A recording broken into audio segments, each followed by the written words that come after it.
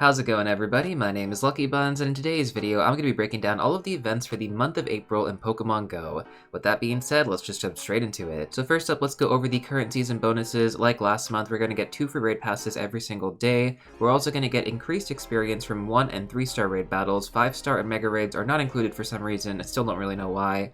And then we're also going to get increased damage when we raid with our friends. Next up, let's go over the Shadow Legendary Pokemon. So the new Shadow Legendary from Giovanni is currently Groudon. If you guys actually want to know how good Shadow Groudon is in game, then check out this video right here in the top right hand corner. This video is basically a full analysis, which also includes how to stack and save your Super Rocket Radars, which I get so many questions about on this channel, so if you guys are curious about how to actually do that, go watch that video as well. Now we do also have another Shadow Legendary. This one is going to be available in Legendary Raid Battles on the weekends only, and you can only do these raids in person as well, and that Shadow Legendary is going to be Entei as expected. Last month we had Shadow Raikou, and I'm expecting we're going to have Shadow Suicune next month. Now of course though, the question that we're all asking is how good is Shadow Entei in the current meta right now? So Shadow Raikou was definitely worth raiding for. It was like the best electric type attacker in the game, and Shadow Entei is still pretty good. Now it's not the best fire type attacker in the game, you still have better options out there, but not that many. So there have been a lot of meta changes, but this Pokemon still holds up as one of the top fire type attackers in the game.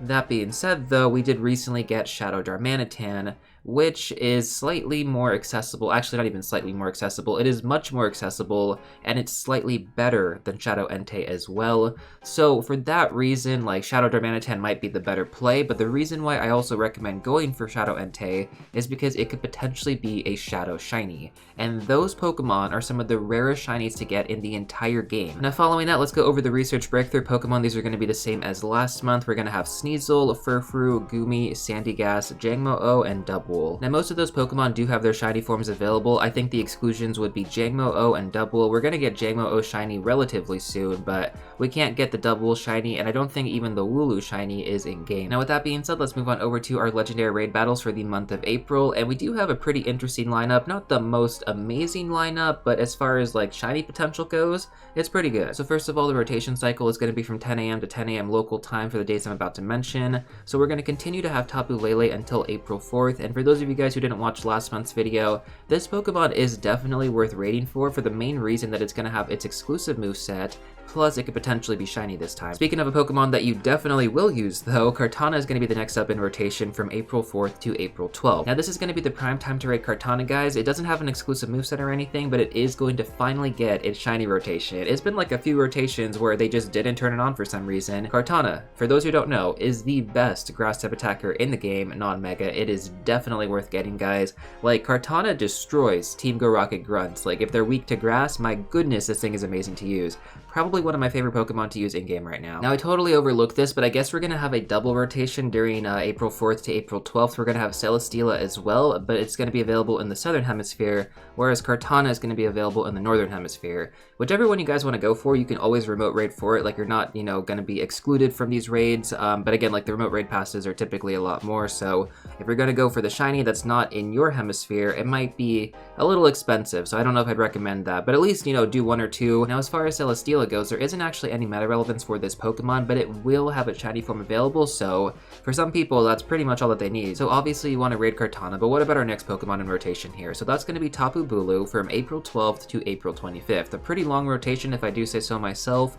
Now guys, similar to the other Tapu Bulu will also be getting access to Nature's Madness, but this won't really be good for raids because Tapu Bulu doesn't have a very fast move. Now when it comes down to PvP, it's not looking meta breaking or anything like that right now, and the same could be said for the other Tapus as well, but the only one that we haven't gotten with Nature's Madness yet, and also the most meta relevant one, is Tapu Fini. So in my opinion, Tapu Fini is going to be the one that you really want to grind, but again, like, if you want to raid Tapu Bulu to get the shiny potentially, you're going to get it with the exclusive moveset as well, which is always pretty nice. Now finally, our last Pokemon in rotation is going to be Registeel from April 25th to May 2nd. Now Registeel is currently the top Pokemon to use in the Open Great League and Ultra League right now. It's been like the top Pokemon in Ultra League for the past, I don't know, maybe 2-3 years, maybe even longer than that. And in general, it has stayed within like the top 10 to 20 for a good amount of time. So all around, Registeel is definitely worth going for, although you will need the legacy move Zap Cannon on it, which it doesn't look like it's going to be getting during this raid rotation. Now it's also important to note that in order to get a good PvP IV Registeel, you have to reroll the IVs by trading it, and hoping for a low attack, high defense, and high HP spread. Now if you don't get an ideal IV spread though, you do kind of leave a lot of potential on the table for Registeel, and in my opinion, if you really want to maximize your Registeel in the Great League and the Ultra League, try and get that good IV spread by trading it. Moving on from Legendary Raids, let's talk about our Mega Raids next. So shiny forms are going to be available for every single Pokemon I'm about to mention.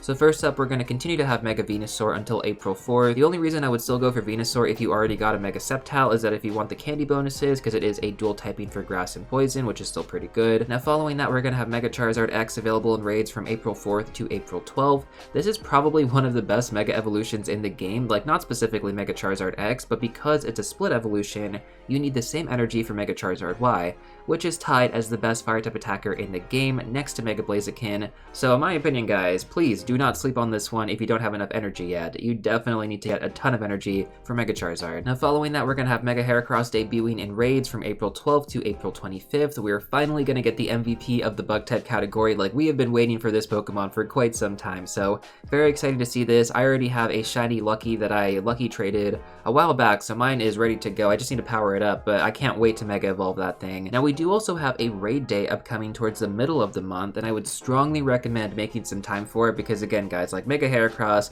probably one of the best Megas in the game that we have been anticipating. Now finally, our last Pokemon in rotation is going to be Mega Aggron from April 25th to May 2nd. Now for some reason, Mega Aggron is only a Steel type. It loses its dual typing when it Mega Evolves, which is kind of weird, but you know, for example, compared to Mega Steelix, that's gonna maintain a dual typing. So if your goal is candy bonuses, and in this case it definitely would be for some of these Megas that don't have as much like meta relevance, Mega Steelix would be the preferred one to go with. But if you don't have a Mega Steelix and you need a Steel type Mega for the extra candy bonuses, then by all means, get enough energy for the Aggron, and that's pretty much all you need. Now finally, I'd like to go over some general information for any newer returning players watching this in regards to the Mega System. So first of all, you guys only need to evolve them once before getting access to their cooldown period moving forward. Now you're also going to get more extra large candy and regular candy when your Mega Pokemon gets to Mega Level 3, which is after 30 days of Mega Evolution. Additionally, on top of that, when you complete these Mega Raids, you're going to get guaranteed charge TM, so it's a total win-win situation.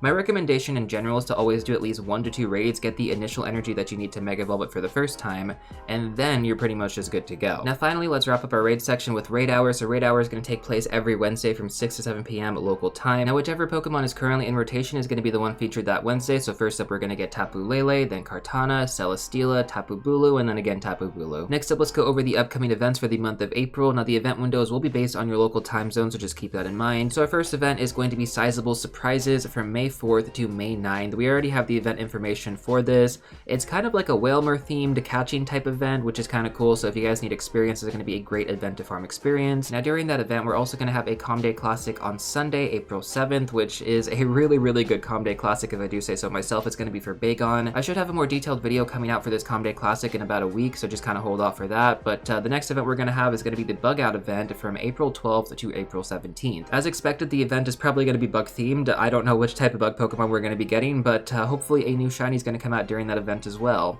Now we're also going to have Mega Heracross Raid Day over that weekend during this event, and again, I mentioned this earlier guys, this is definitely one of the raid days. I mean, in general, raid days you should participate in, but for Mega Heracross, totally worth it. It's going to be one of the best Mega Pokemon in the game in both the bug type category as well as the fighting type category. Now our next event is going to be on April 20th, yep, 420. Now we are going to have a regular Calm Day, although the featured Pokemon has not been announced yet, so we don't know what it's going to be, but I do hope that it's a fire type Pokemon just because, you know, 420, fire type Pokemon, it just works so well. Alright, now the next event is going to be the Sustainability Week, which we have gotten in the past. This one is more of like a recycling kind of event, or like the recycling type of Pokemon are typically featured. You know, whatever Pokemon we had last time, you can pretty much expect that during this rotation as well. So that event is going to take place again from April 22nd to April 26th. Now our final event is going to take place on April 28th. That is going to be a Hatch Day. Now we don't know what the featured Pokemon is going to be for this Hatch Day as well, so we'll probably find out, you know, closer to the event date, maybe about a week or two before. If I had to guess, it's probably going to be a baby Pokemon of some sort. I mean, I would hope it is. And, you know, typically guys, for these Hatch Days, they do have 1 out of 10 shiny odds, which is actually really good for a hatching type event. Now finally, let's go over the Spotlight Hours for this month. These are going to take place every Tuesday from 6 to 7 p.m. local time. Shiny forms will be available on every single Pokemon I'm about to mention, which is always really nice. So our first featured Pokemon is going to be Zubat on April 2nd. The special bonus is going to be 2x transfer candy. Now when evolved to Golbat as well as Crobat, this Pokemon does have play in the Great League and Ultra League metas. Now I do want to mention that Crobat specifically has meta relevance in the Ultra League Premier Cup, but not so much the Ultra League Open meta. Now featured Pokemon aside, I would also recommend focusing on that special bonus, guys, so I would recommend creating a search tag, group together all of your rare Pokemon, extra legendary Pokemon leading up to this event. Bonus points as well if you guys actually mirror trade some of these Pokemon beforehand. You know, you don't have to do it, but it definitely does give you some extra candy, which is always nice. Following that, our next Spotlight Hour is going to take place on April 9th. The featured Pokemon is going to be Croagunk, with the special bonus being 2x evolve experience. Now when you actually evolve Croagunk into Toxicroak, this Pokemon does also have play in the Great League and Ultra League metas. It has held up its position pretty well over time too, so always happy to see this Pokemon, and it does have a really nice shiny in my opinion. Now if you guys want to actually focus on the evolve experience bonus, I would gather about 70 evolutions in a search tag per lucky egg, and if you can, try and coordinate any friendship level ups during this time as well, or I guess you don't really even need to coordinate anymore because, you know, you can always lucky egg now when you get the friendship level ups. I think that's a really cool quality of life update. We really needed that for a long time. Now on April 16th, we're going to have another collective Spotlight Hour for Caterpie, Weedle, and Wurmple, all 12 candy evolutions. Would have been nice if we actually had this one like a week before the evolve experience special bonus. That would have been like perfect. That being said though, I wouldn't worry about it too much. Now the special bonus for this event is going to be 2x catch Stardust. Now typically I don't recommend going and using star pieces during events like this, but if you're going to be grinding hard, like these Pokemon do have a pretty high catch rate, so you're going to be catching most of them without fail, which is always a really good thing. But in general, like there are more beneficial times to using star pieces, like during Calm Day with a 3x catch Stardust bonus, as well as at the end of a GBL season. So totally up to you if you want to use a star piece. I personally wouldn't, but if you have a bunch of them, then by all means. Now as far as the featured Pokemon go, I'm not going to go into the meta relevance of every single one of these Pokemon, but I will mention that Wurmple especially is a difficult shiny family to complete because of the randomized split evolution to its second stage form. So if you're trying to get the entire shiny set for Wurmple, this will be a really good Spotlight Hour to farm, especially if you haven't even gotten the shinies for Caterpie or Weedle yet. Now we actually have another amazing Spotlight Hour coming up next that's going to be featuring the Pokemon Trubbish on April 23rd, and the special bonus is going to be 2x catch experience. Now the catch experience here is a nice cherry on top for this Spotlight Hour, but your main focus should be Stardust, and the reason for that is because Trubbish is one of the special Pokemon that awards bonus Stardust when catching it. So you're actually going to get 750 Stardust per catch without factoring in the weather boost or a star piece multiplier. Typically in the past when we've had these types of Spotlight Hours, I have always gained at least over 200,000 Stardust within that hour. So I mean, I'm telling you, it's really good. Now finally, our last Spotlight Hour is going to be Clefairy on April 30th, with the special bonus being 2x catch candy. The catch candy bonus, kind of whatever. Clefable is specifically, or sorry, Clefairy, when it evolves into Clefable, does have play in the Great League and Ultra League metas, kind of similar to the other Pokemon that we talked about, so we do have some meta-relevant Pokemon for Spotlight Hours this month. It's always kind of nice to see, but as far as that goes, I mean, if you already have a Clefable build for Great League and Ultra League, then you can pretty much skip this one. I'm definitely going to skip this one. I don't really need another Clefable. With that being said, that basically covers everything. Overall, looks like April does have some pretty good events going on, along with some pretty average ones as well. I think there's definitely a good balance though, so it doesn't really feel like too overwhelming or too underwhelming. April seems like a pretty solid month in my opinion. Now, as always, guys, if there's anything you are looking forward to specifically, let me know in the comment section down below. But if you still want to check out some more content, I'm going to recommend these two videos right here. And before you go, don't forget to smash that like button, subscribe, and I'll see you all real soon in the next one.